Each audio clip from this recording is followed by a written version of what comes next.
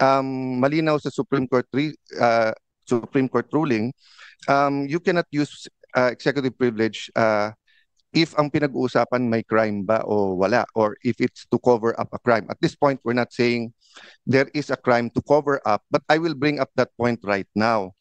So, ma'am, of course, under your leadership and syempre, may emotions naman talaga si Senator Bongo last time, kayo po. Ako, try ko lang pigilan. Talagang bantay na bantay ako ng asawa ko na wag uminit ulo last hearing, no?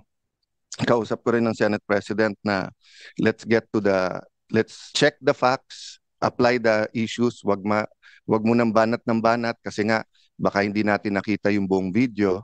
So having said that, I think lahat naman nahimasmasan, lahat naman po tayo ay nakapag-reflect. So I was reflecting on, and ma'am, pwede ba after this just to show a short video ni General Torre? Kasi ito ma'am, Republic Act number 7438